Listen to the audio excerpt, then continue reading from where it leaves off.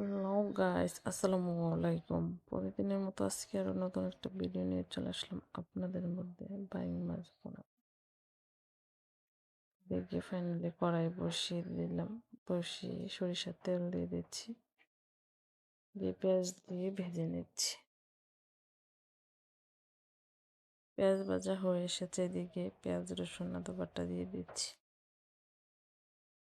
পর্যায়ে মরিচ গুঁড়া, হলুদ গুঁড়া, ধনিয়া গুঁড়া, লবণ, তেজপাতা দিয়ে দিচ্ছি। দিয়ে নাড়াচাড়া করে সামান্য একটু পানি দিয়ে ঢাকনা দিয়ে ডেকে দিব।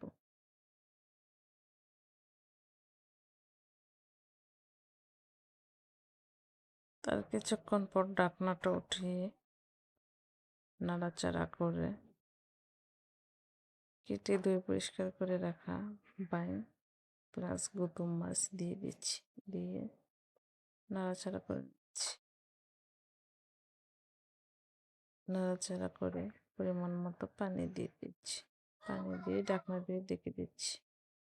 তার কিছুক্ষণ পর ঢাকনা উঠিয়ে সামান্য জিরে গুঁড়া দিয়ে দিচ্ছি। দিয়ে নাড়াচাড়া করে ঢাকনা দিয়ে ডেকে দেব।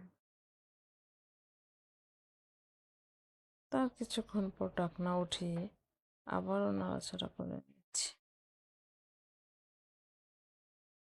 গাইস, আমার ভিডিও যদি ভালো লাগে অবশ্যই লাইক কমেন্ট শেয়ার করতে বলবেন না। আপনাদের লাইক কমেন্টে নতুন নতুন ভিডিও বানাতে উৎসাহিত। ফাইনালি আমার তরকারি হয়ে এসেছে। আল্লাহ হাফেজ।